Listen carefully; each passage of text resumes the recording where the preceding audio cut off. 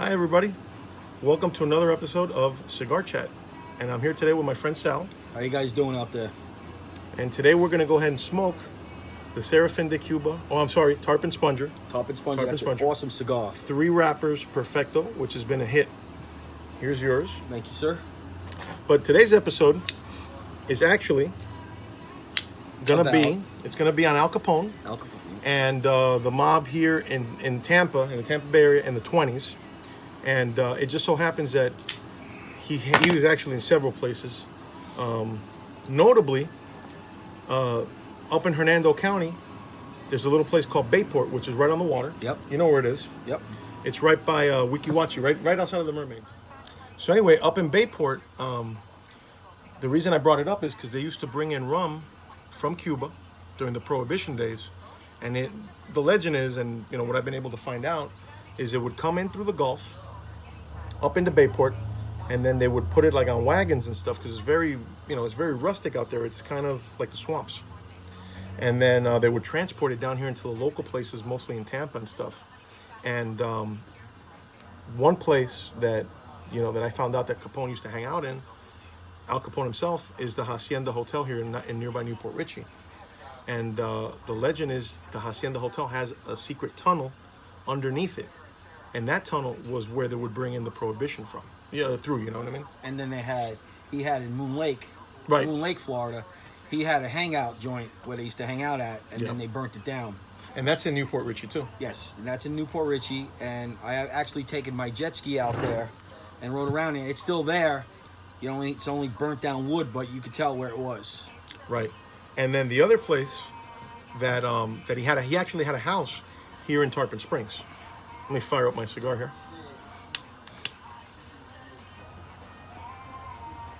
I'm using the torch today. Al Capone was a notorious gangster, man. He was real crazy. Notorious. He was an incredible gangster. Actually, I'll tell you guys a story about that. My dad's best friend, who's like an uncle to me, who sadly he just passed away about 2 months ago, Virgilio. He had 2 uncles, okay?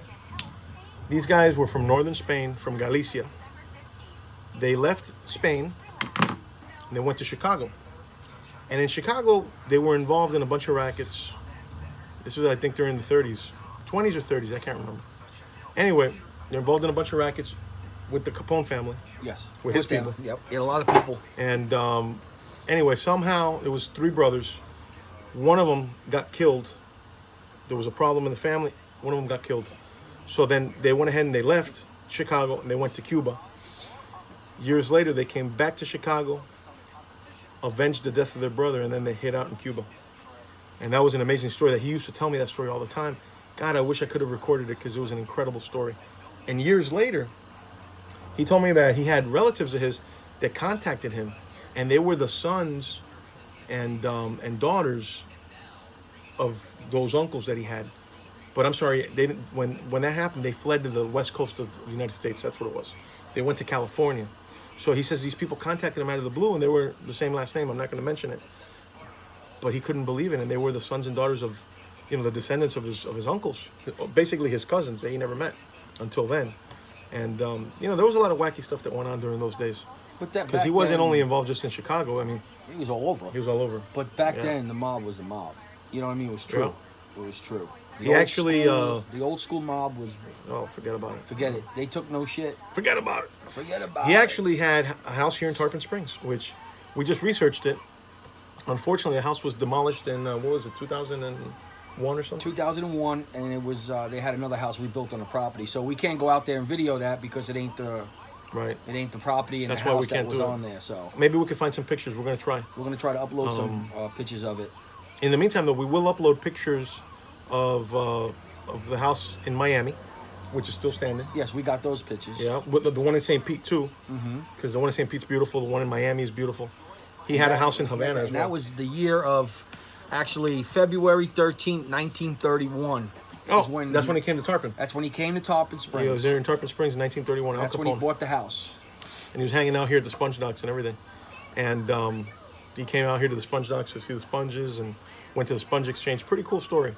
I mean, I wish today we had a museum here in town. I can't believe that never happened. But they have a nice one in Las Vegas.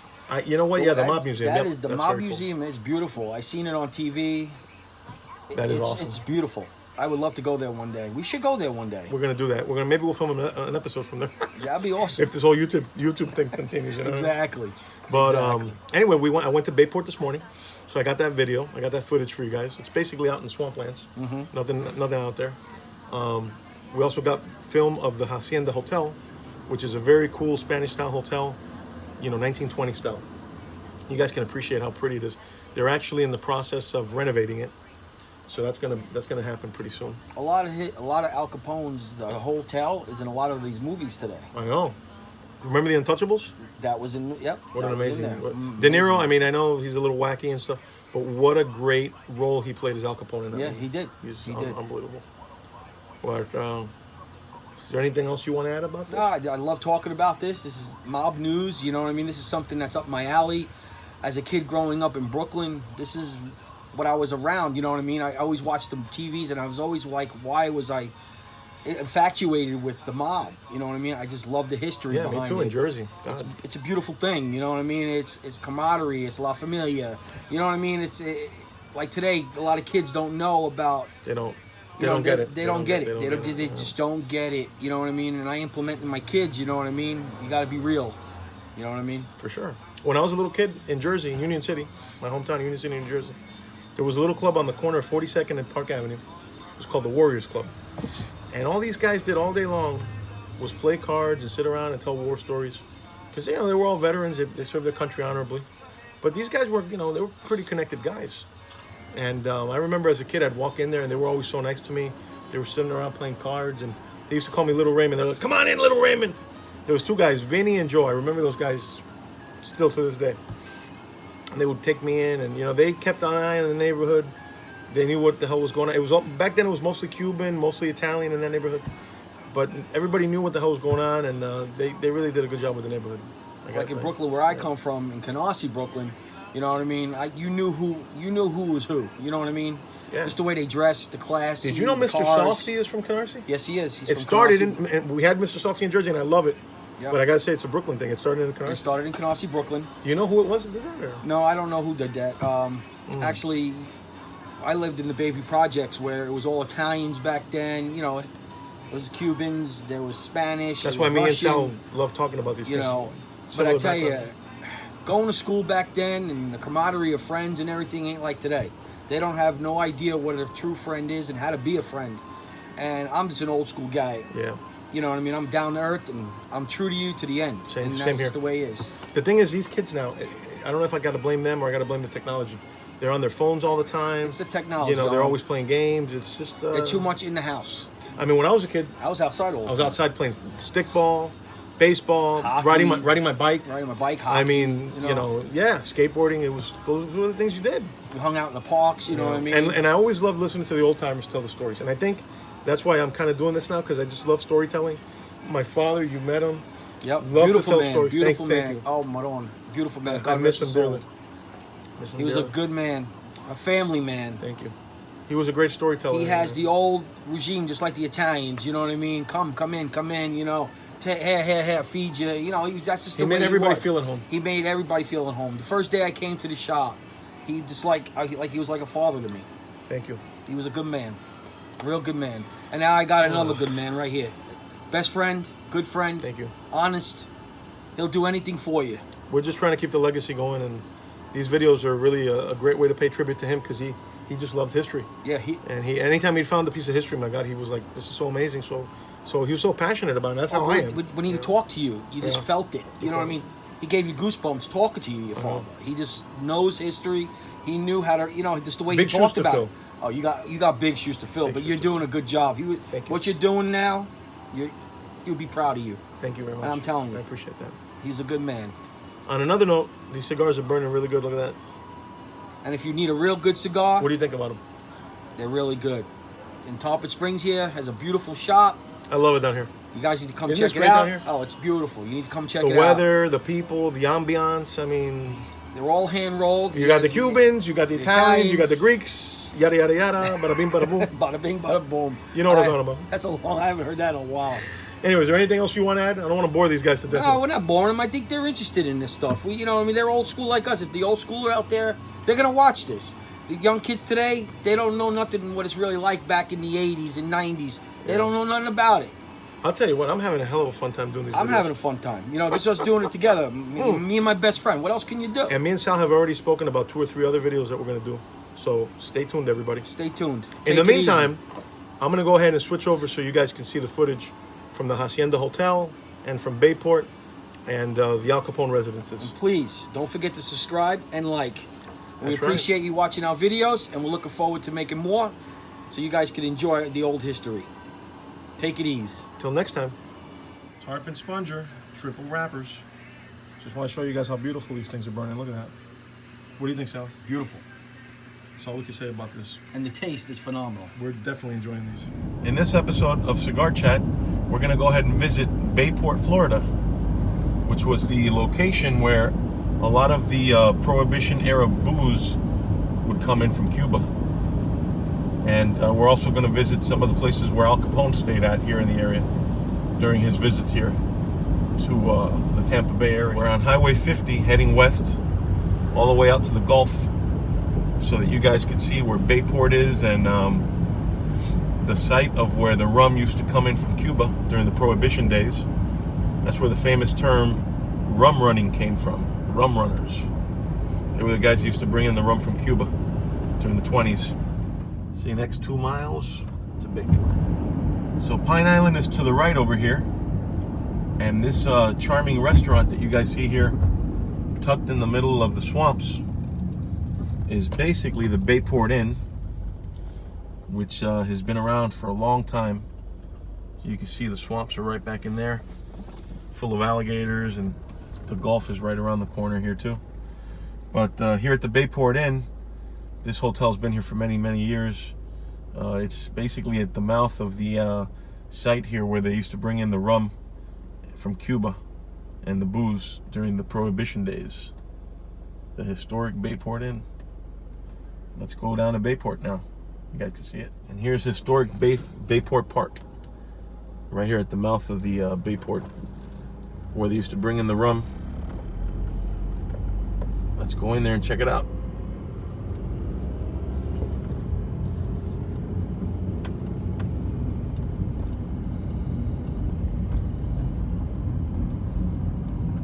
Today's episode is going to be all about Prohibition era things and Al Capone and the 1920s gangsters.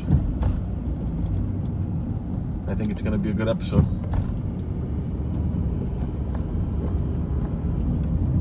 There's a few guys getting on their boats to go fishing today. Right out there.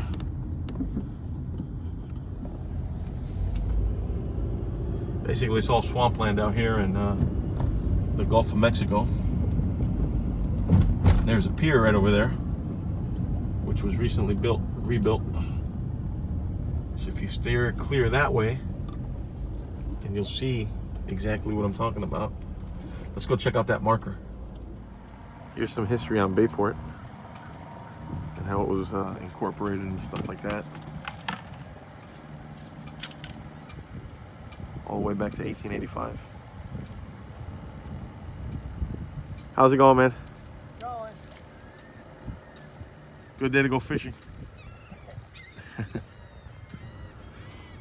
See, right back in there is where that, during the Prohibition era, they used to bring in the bootleg, the booze. Here we are over at Bayport, the site of the Prohibition era bootlegging days. Pretty interesting place here. Here we are turning into Newport Richie, Main Street, on our way to the historic Hacienda Hotel, site of where Al Capone and other notables such as Frank Sinatra stayed. Big mob hangout back in the day. Here we are, crossing the bridge over into Newport Richie, going to check out the Hacienda Hotel, the site of where Al Capone used to stay and other notables here in town when they would come to town. Beautiful Newport Richie. Here we are at the old Hacienda Hotel. This hotel was visited back in the day by such notables such as Al Capone, Frank Sinatra, Gloria Swanson, I think it is. Many famous people stayed here. The gorgeous Hacienda Hotel is made in the classic Spanish style. Originally built in 1927. It's under some renovations as we speak. Hopefully it'll be opening up again soon. It's located right here in the heart of downtown Newport Beach. This area has kind of been coming along real nice in the last couple of years. They've really been fixing it up, and it's coming along, you know, fantastic, really. Great piece of Florida history here. The old hacienda. Legend has it that during the Prohibition days, they used to have a secret tunnel underneath the building where they used to bring in the rum.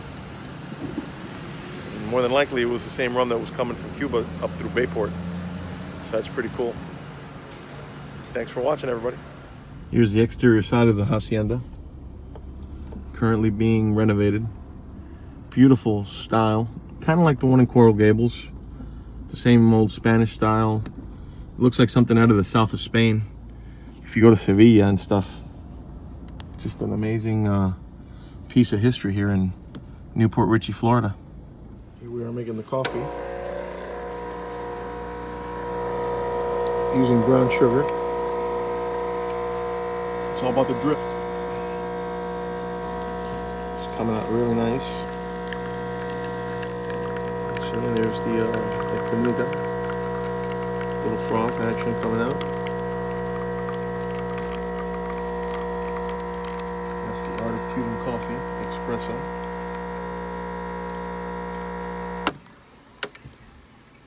And there it is right there. All right, guys, I just want to say thanks again for watching our videos. Here's Sal and here's Tony. And on Frank Sinatra's birthday, they want to go ahead and say something. Salute, Frank. Thanks for watching, guys.